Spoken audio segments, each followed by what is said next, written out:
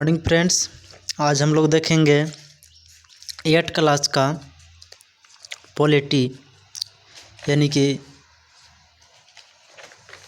सामाजिक एवं राजनीतिक व्यवस्था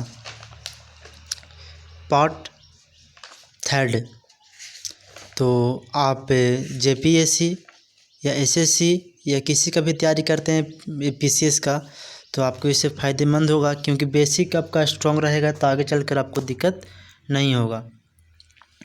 तो आपका Ranjit classes for science and math channel में बहुत बहुत स्वागत है। अगर आप इस चैनल पे न्यू व्यूवर हैं तो पहले चैनल को सब्सक्राइब कीजिए, बेल घंटे को प्रेस कीजिए। अगर ओल्ड व्यूवर है तो अपने दोस्तों के पास भी शेयर कीजिए। हम लोग देखेंगे आज संविधान अध्याय 1।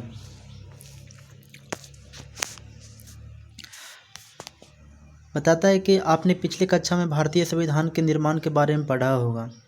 आपने पिछले कक्षा में भारतीय संविधान के निर्माण के बारे में पढ़ा होगा। आपने यह भी जाना कि हमारा संविधान विश्व का सबसे बड़ा एवं लिखित संविधान। हमारा संविधान कैसा है? विश्व का बड़ा और सबसे लिखित संविधान है।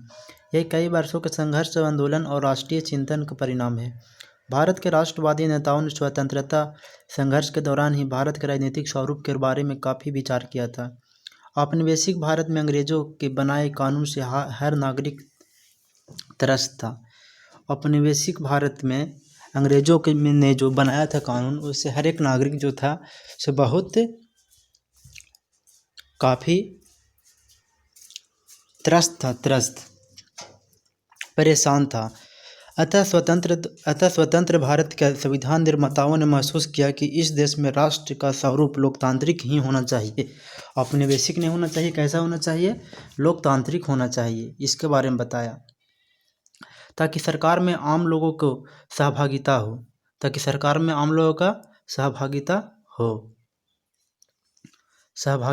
हो। लोकतंत्र व्यवस्था में भेदभाव रहित ऐसा समाज का निर्माण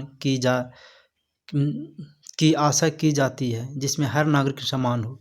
कहने का मतलब है कि भेदभाव, जाति पाति कुछ लेन देन, वही संविधान बनाने का लोग सोचे। लोकतंत्र व्यवस्था हो मतलब लोकतंत्र, लोगों का यहाँ पे राज चले, किसी पर्सनल किसी के नहीं चले, उसके बारे में बोल रहा है। इस अध्याय में हम भारतीय संविधान के विभिन्न आयामों के बारे में जानकारी हासिल करेंगे। इन आयामों से ही भारत को एक शक्तिशाली लोकतांत्रिक समाज बनाने का उद्देश्य को पूरा किया जा सकता है। ये डॉक्टर बी आर अम्बेडकर है। इन्होंने इनका संविधान निर्माण में बहुत सहयोग रहा है। हम लोग देखेंगे अभी संविधान के आयाम यानी संघवाद होता क्या है उसके बारे में हम लोग पढ़ेंगे। देखते हैं हम लोग। हमारे देश में संघीय शासन व्यवस्था को अपनाया गया। कैसा व्यवस्था का अपनाया गया? तो संघीय शासन व्यवस्था को अपनाया गया। संघवाद से तात्पर्य है, मतलब संघवाद के मतलब है कि देश में एक से ज़्यादा स्तर की सरकारें कार्य करती है। मतलब एक ही पार्टी का नहीं, जैसे बीजेपी, आरजेडी, कांग्रेस से बहुत तरह के सरकारें कार्य करती है। हमारे देश में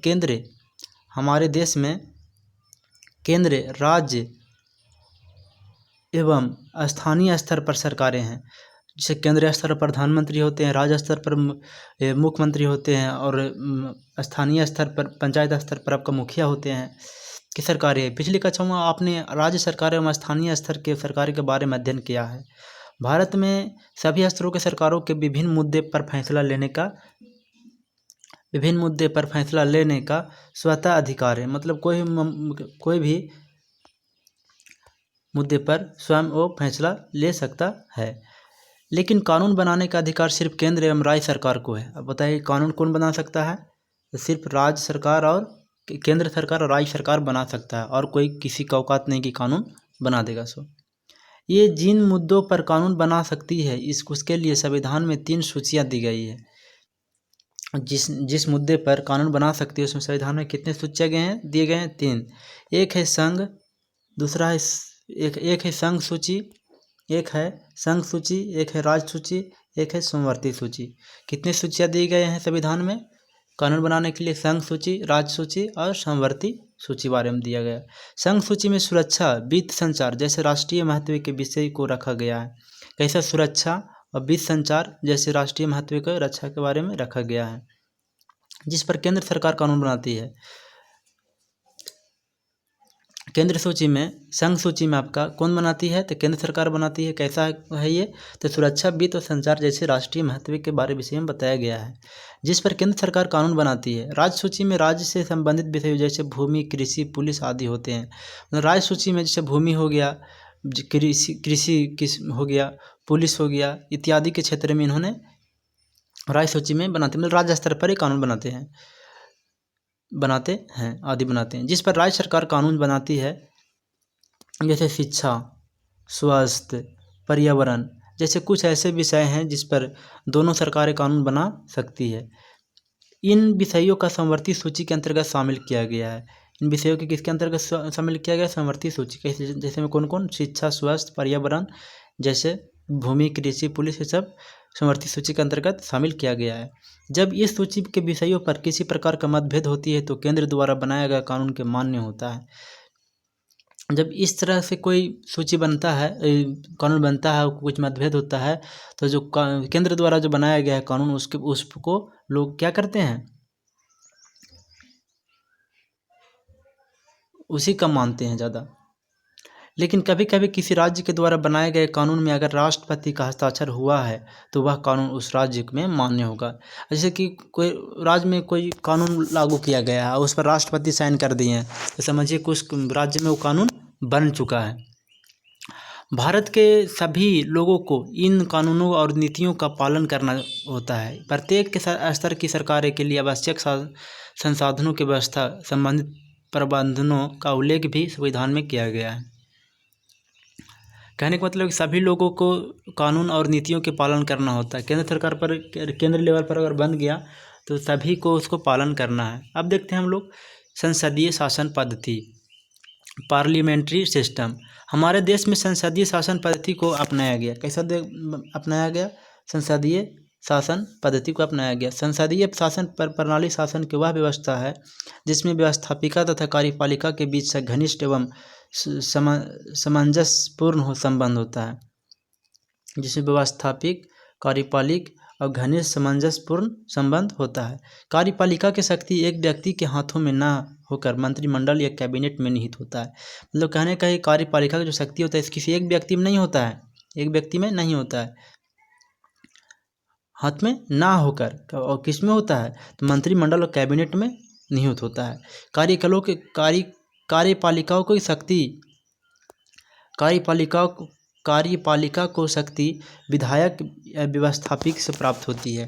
कार्यपालिका जो रहता है उसको किससे कानून बनता, किससे शक्ति प्राप्त होता है? तो विधायिका से या व्यवस्थापिका से। उसी व्यवस्थापिका बोलते हैं विधायिका से प्राप्त होती है, तथा वह विधायिका को प्रति उत्तरदायित्व होता है।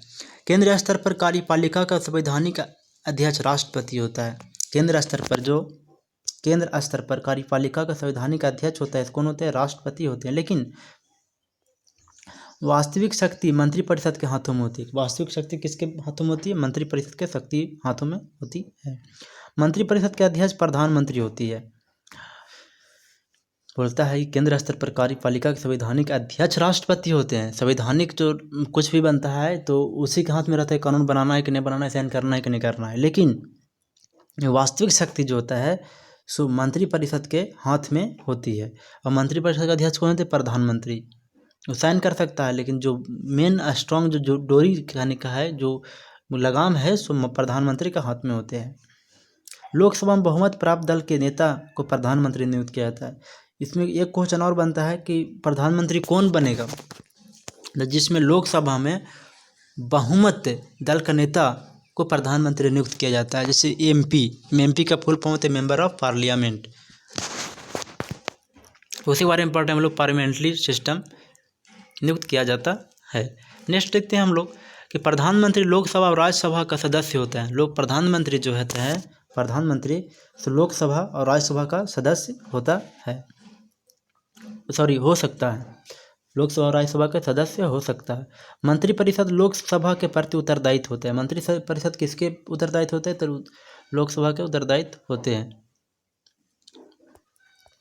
नेक्स्ट चलते हैं हम लोग, स्वतंत्रता एवं निष्पक्ष न्यायपालिका, इंडिपेंडेंट एंड इमर्शियल जुडिशरी। भारत के संविधान में स्वतंत्रता एवं निष्पक्ष न्यायपालिका की व्यवस्था की गई है। स्वतंत्रता न्यायपालिका से आशय यह है कि उसके कार्य में किसी बाहरी शक्ति या सरकार के अन्य अंगों का हस्तक्षेप नहीं करे। क्या चीज़ का स्वतंत्रता है? तो स्वतंत्रता और निष्पक्ष न्यायपालिका की व्यवस्था की गई है। इसमें कहा गया है कि कोई भी शक्ति, बाहरी शक्ति जो है तो सरकार के अंगों का हस्तक्षेप नहीं होता है। इसी प्रकार से निष्पक्षता एवं मतलब कि न्यायपालिका किसी विशेष व्यक्ति या संस्था के लिए कार्य नहीं करेगी। भारत में न्यायपालिका की स्वतंत्रता के लिए संविधान में निम्न प्रकार प्रावधान किए गए हैं। नेक्स्ट देखते हैं हम लोग, उच्च न्यायालय और उच्चतम न्यायालय और उच्च न्यायालय उच्च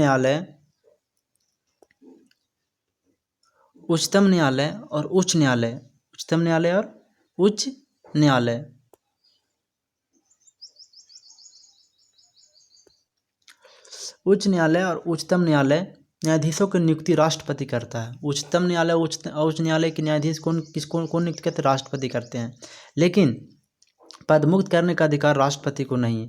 नियुक्त कर दिया लेकिन पदमुक्त मतलब हटाने का अधिकार राष्ट्रपति को नहीं। उच्चतम या उच्च न्यायालय के न्यायाधीशों के केवल महाभियोग द्वारा ही हटाया जाता है। किसको द्वारा?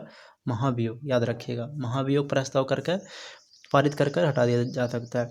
उच्चतम या उच्च न्यायालय के अधीन कर्मचारियों की नियुक्ति तथा उनकी सेवा शर्त आदि के निर्धारण का अधिकार संबंधित न्यायालय होता है। सरकार या संसद इस विषय पर हस्तक्षेप नहीं कर सकती। न्यायाधीश पदमुक्त होने पश्चात सरकार के अधीन किसी पद को ग्रहण नहीं कर सकता है या अधीनस्थ न्यायालय में वकालत नहीं कर सकता। हालांकि इस प्रावधान का प्रायः उल्लंघन होता रहा है। पदमुक्त न्यायाधीशों को भी मंत्री, राज्यपाल या विभिन्न आयोगों का अध्यक्ष आदि बनाया गया है। जिसे बताता है कि जवाहरलाल नेहरू संविधान के प्रति एवं हस्ताक्षर करते हुए भारत के प्रधानमंत्री थे।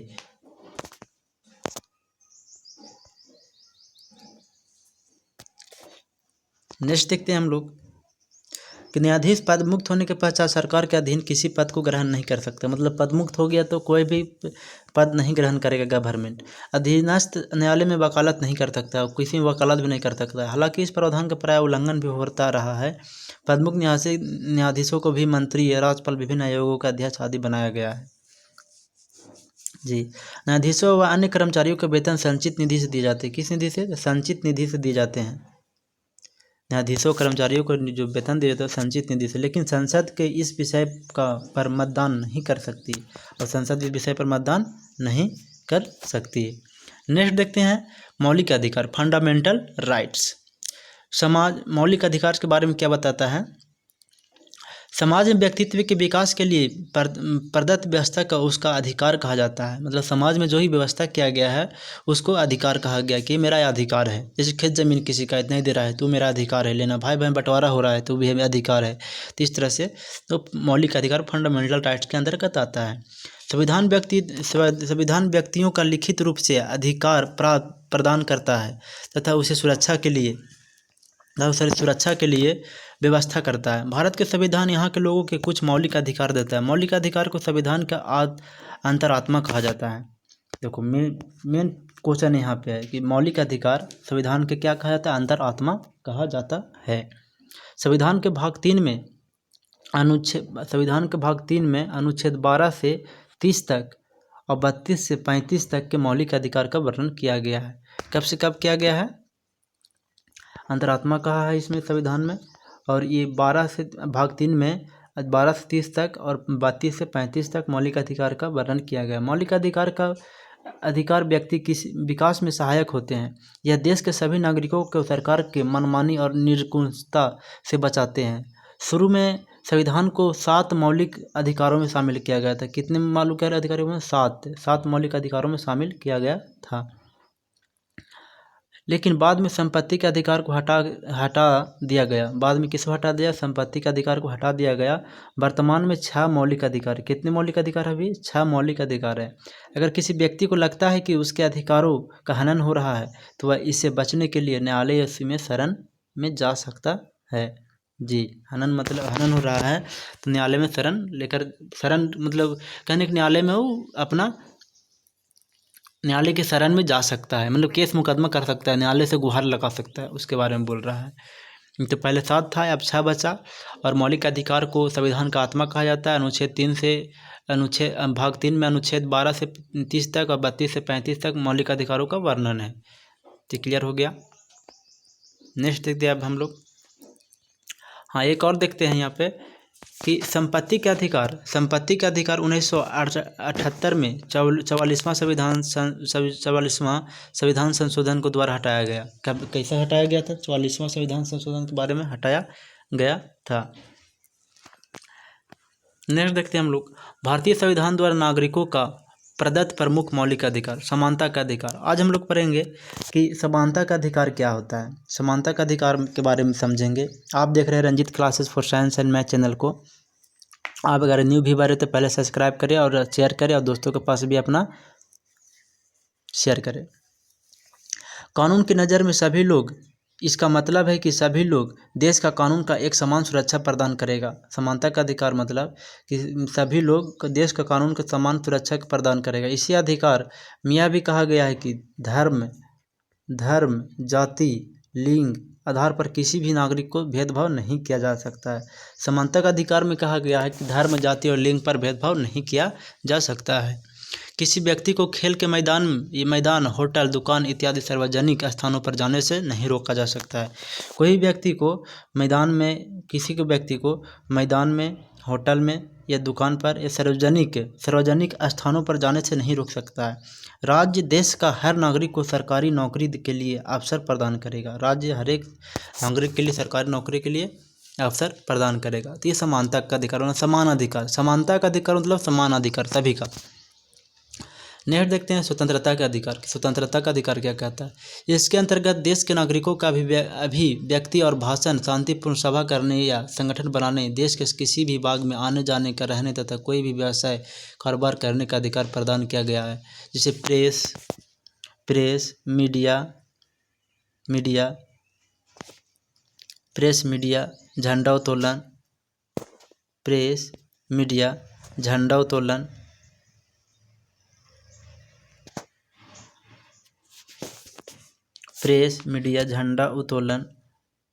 झंडा उत्तोलन जैसे अधिकारों का अंतर्गत आता है। जिस स्वतंत्रता का अधिकार कहने का मतलब कि भारत देश का अगर नागरिक है तो कोई भी राज्य में घूम सकता है, बिजनेस कर सकता है, जा सकता है और शांतिपूर्ण भाषण दे सकता है, अपना संगठन बना सकता है, बैठकर प्रेस कर सकता है, मीडिया कर सकता है, झंडा उत्तोलन कर सकता है। यह अधिकार समानता स्वतंत्रता का अधिकार है। इसे स्वतंत्र हैं आप लोग, इसके बारे में बताया गया है। शोषण के विरुद्ध, अब बोलता है कि शोषण के विरुद्ध क्या कहते हैं। शोषण के विरुद्ध में बहुत अच्छी बात बताया गया है। शोषण के विरुद्ध में देखते हैं हम लोग अब कि यह अधिकार मानव तस्करी, बेगार और जबरन श्रम का निषेध करता है। 14 वर्ष से कम उम्र के बच्चों को खतरनाक काम धंधों में लगाना या मजदूरी करना अपराध है। उसी का शोषण का अधिकार कहते हैं। नेक्स्ट देखते हैं कि धर्म स्वतंत्रता का अधिकार, धार्मिक स्वतंत्रता। इस स्वतंत्रता का अधिकार पढ़ रहे थे हम अब पढ़ेंगे लोग धार्मिक स्वतंत्रता का अधिकार। सभी नागरिकों को पूरी धार्मिक स्वतंत्रता दी गई है। सभी नागरिकों को पूरी धार्मिक स्वतंत्रता दी गई है। प्रत्येक व्यक्ति को अपनी इच्छा के अनुसार कोई भी धर्म अपनाने या उसका प्रचार प्रसार करने का अधिकार है। धार्मिक स्वतंत्रता का अधिकार बारे में बोलता है कि सभी नागरिकों को पूरी धार्मिक स्वतंत्रता दी गई। प्रत्येक व्यक्ति का अपने इच्छा के अनुसार कोई भी धर्म अपनाने और उसका प्रचार प्रसार करने का अधिकार है। सांस्कृतिक और शैक्षणिक अधिकार देखते हैं हम लोग कि संविधान में भारत की सांस्कृतिक विविधता को बनाए रखने की आवश्यकता पर बल दिया गया है। धार्मिक और भाषाई सभी अल्पसंख्यकों धार्मिक या भाषाई सभी अल्पसंख्यक समुदाय को अपनी संस्कृति के रक्षा और विकास के लिए अपने अपने शैक्षणिक संस्था खोलने का अधिकार है। जिसे कहने का है कि संविधान के भारत संस्कृत विविधता को बनाए रखने की आवश्यकता बल दिया गया। धार्मिक या भाषाई सभी अल्पसंख्यक समुदाय के अपनी संस्कृति की रक्षा विकास के लिए अपने शैक्षणिक संस्था खोलने का अधिकार, मतलब कोई भी अपना खोलकर पढ़ा सकता है, ट्यूशन स्कूल वगैरह। ये बोलता है संस्कृति शैक्षणिक अधिकार। संवैधानिक उपचार का अधिकार, यदि किसी नागरिक को लगता है कि राज्य द्वारा उसके मौलिक अधिकार को उल्लंघन हो रहा है तो अधिकार के सहारा लेकर वह अदालत में जा सकता है। बिल्कुल। नेक्स्ट देखते हैं हम लोग, बोलता है कि निम्नलिखित में से कौन सा मौलिक अधिकार का उल्लंघन हो रहा है। यदि 12 साल का बच्चा 12 साल का एक बच्चा तालाब बनाने को कारखाने में मजदूरी करता है, यह हनन हो रहा है। यदि किसी समूह में झारखंड में तेलुगु माध्यम का स्कूल खोलने की अनुमति नहीं दी जाती है तो ये उल्लंघन हो रहा है। यदि किसी संस्था में कार्यरत किसी अधिकारी को इसलिए पदोन्नति नहीं दी जाती क्योंकि वह महिला है, मतलब लेडीज़ के लिए दे तो वो भी हनन, मौलिक अधिकार का हनन हो रहा है। कि यदि किसी राज्य का कोई नेता दूसरे राज्य के लोगों को अपने राज्य में काम करने से रोकता है तो भी हनन हो रहा है। ऐसा नहीं कि पश्चिम बंगाल का तो झारखंड में काम नहीं कर सकता है, ये सब भी हनन हो रहा है, समझ सकते हैं ये सब। अब देखते हैं हम लोग फंडामेंटल ड्यूटीज, मौलिक कर्तव्य। मौलिक कर्तव्य क्या है उसके बारे में पढ़ेंगे हम लोग, फंडामेंटल ड्यूटीज के बारे में। हमारा संविधान के नागरिक से कुछ कर्तव्य के पालन की उम्मीद करता है जो देश की एकता व अखंडता को अक्षुण्ण रखने के लिए आवश्यक है। संविधान में वर्णित मौलिक कर्तव्य निम्न प्रकार के होते हैं। मतलब कहता है कि देश की एकता व अखंडता को अक्षुण्ण रखने के लिए आवश्यक है कि संविधान में वर्णित मौलिक कर्तव्य निम्न प्रकार से है। संविधान का पालन, उसके आदर्शों का, संस्थाओं, राष्ट्रध्वज और राष्ट्रगान का आदर करना। मतलब कहने की कि संविधान का पालन करना है और उसके आदर्श संस्था, जैसे कोचिंग जहाँ शिक्षा दिया जाता है चाहे और कुछ है, वहाँ राष्ट्रध्वज और राष्ट्रगान का आदर करना बहुत ज़रूरी है। नहीं देते हैं। स्वतंत्रता के अधिकार में हमारे राष्ट्रीय आंदोलन को प्रेरित करने वाले उच्च आदर्शों का अपनाया है। भारत के संप्रभुता, एकता और अखंडता को अक्षुण्ण रखना चाहिए। देश की रक्षा और आह्वान किए जाने पर राष्ट्र की सेवा करना चाहिए। भारत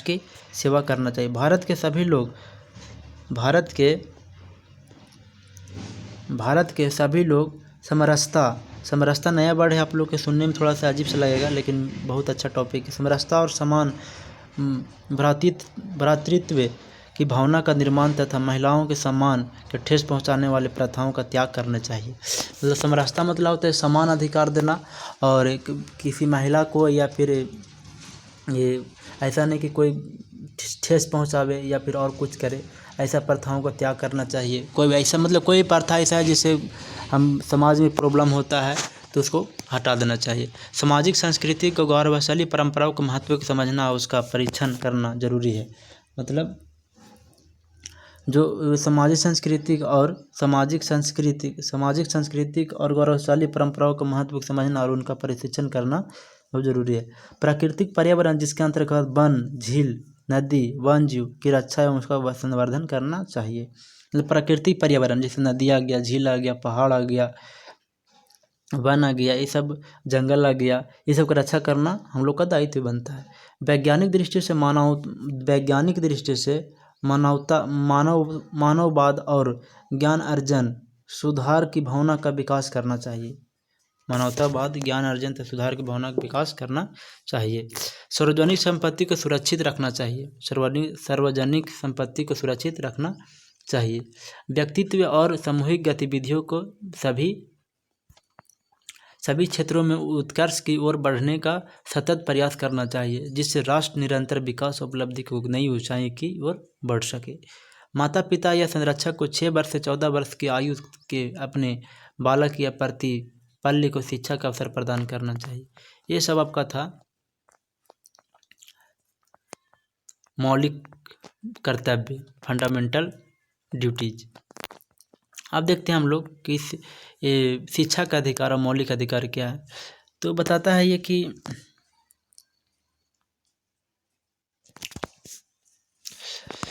संविधान के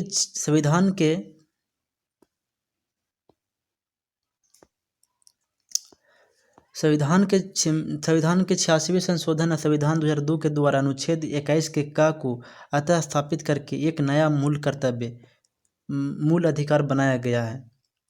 21 के क को मूल अधिकार को एक स्थापित बनाया गया है, नया मूल अधिकार बनाया गया। इसके द्वारा राज्य को यह कर्तव्य सौंपा गया है कि वह 6 से 14 वर्ष की आयु को सभी बच्चे को निःशुल्क और अनिवार्य शिक्षा प्रदान करेगा। इसी अधिकार की अनुपूर्ति के लिए राज्य समुचित कानून बनाएगा। शिक्षा अधिकार विधेयक को संसद ने 4 अगस्त 2009 को मंजूरी प्रदान की एवं 1 अप्रैल 2010 से शिक्षा का अधिकार वो कानून लागू होगा। मतलब राइट टू एजुकेशन एक्ट 1 अप्रैल 2010 से, कि इस कानून के तहत बच्चों को अनिवार्य और निःशुल्क शिक्षा सुनिश्चित करने हेतु अनेक प्रावधानों किए गए हैं। इसमें शिक्षकों की नियुक्ति एवं प्रशिक्षण, निजी स्कूल में बच्चों के प्रवेश देने संबंधित आरक्षण और स्कूलों में मिड डे मील समेत अन्य आवश्यक सुविधाओं के विकास हेतु विशेष कदम उठाया गया है। नेक्स्ट देखते हैं हम लोग, अब थोड़ा इसको भी देख लीजिए कि संविधान के पुनरीक्षण के लिए गठित स्वर्ण सिंह समिति के रिपोर्ट के आधार पर 1976 में 42वें संविधान संशोधन अधिनियम 2004 भाग 4 के का को जोड़कर मूल कर्तव्य को शामिल किया गया। वर्तमान में इसकी संख्या 11 है। मूल कर्तव्य की संख्या कितना है? 11 है। खैर, इसका कौन सा संविधान संशोधन में गठित किया गया था? कौन समिति? स्वर्ण सिंह समिति। कब किया था? 1976 में। क्या संविधान? 42वां संविधान संशोधन में। ये भाग 4 के क्या को किस में जोड़ा गया था? मूल कर्तव्य में। अभी कितना है? तो 11 है। नेक्स्ट देखते हैं अब हम लोग देखेंगे धर्मनिरपेक्षता। क्या देखेंगे? धर्मनिरपेक्षता। बोलता है कि सर्कुलिज्म धर्मनिरपेक्षता का शाब्दिक अर्थ है कि धर्म के प्रति निष्पक्ष भाव का होना। भारतीय संविधान सभी को अपने धार्मिक विषयों और तौर तरीकों के अपनाने की पूरी छूट देता है। सबके लिए समान धार्मिक स्वतंत्रता के विचार को ध्यान में रखते हुए इस देश में धर्म और राज्य की शक्ति को एक दूसरे से अलग करने की रणनीति अपनाई है। धर्म को राज्य से अलग रखने की इस अवधारणा को धर्मनिरपेक्षता कहा जाता है। मतलब धर्म को राज्य से अलग रखने की इस अवधारणा को धर्मनिरपेक्षता कहा जाता है। रिपीट कर दे रहे हैं कि धार्मिक विश्वास और तौर तरीकों को अपनाने की पूरी छूट देता है। सबके लिए समान स्वतंत्रता के विचार को ध्यान में रखते हुए इस देश में धर्म और राज्य की शक्ति को एक दूसरे से अलग करने की रणनीति अपनाई। कहने का मतलब है कि कोई भी धर्म अपना सकते हैं, इसके बारे में स्वतंत्र है। भारत का संविधान भारत को एक धर्मनिरपेक्ष राष्ट्र घोषित करता है। भारत के संविधान भारत को कैसा करता है? तो एक धर्मनिरपेक्ष राष्ट्र घोषित करता है। भारतीय राज्य की बागडोर न तो किसी एक धार्मिक समूह के हाथों में है, और न ही राज्य के किसी एक धर्म के समर्थन देता है। भारत में विद्यालय, कचहरी, थाने, दफ्तर जैसे सरकारी संस्थाओं में किसी खास धर्म का प्रोत्साहन देना का अपेक्षा नहीं की जाती है। संविधान का जो भी प्रावधान किए गए हैं उसका निष्कर्ष यह है। जैसे देख लीजिए क्या क्या है। कोई एक धर्म समुदाय किसी दूसरे धर्म समुदाय को दबा नहीं सकता है। मतलब एक धर्म और दूसरे धर्म को नहीं दबा सकता है। एक ही धर्म के लोग उसी धर्म के किसी अन्य व्यक्ति को दबा नहीं सकता। मतलब ये धर्म है तो उसको फिर हम नहीं दबा सकते हैं। राज्य किसी नागरिक पर ना तो किसी खास धर्म को थोपा सकता है और ना ही लोगों की धार्मिक स्वतंत्रता का छीन सकता है। नेक्स्ट देखते हैं, सरकारी स्कूलों को किसी एक धर्म को बढ़ावा क्यों नहीं देना चाहिए। तो दोस्तों हम लोग आज यहीं लास्ट करते हैं और हम आपसे अपेक्षा करते हैं कि आप इस वीडियो को लास्ट तक देखिएगा। और जब वीडियो को लास्ट तक देखते हैं तो आपको पूरी के पूरी संविधान के बारे में, धार्मिक स्वतंत्रता, मौलिक अधिकार, धर्मनिरपेक्षता, संघवाद, संसदीय शासन पद्धति, ये सब आपको कंप्लीट हो जाएगा। That's all. Thank you.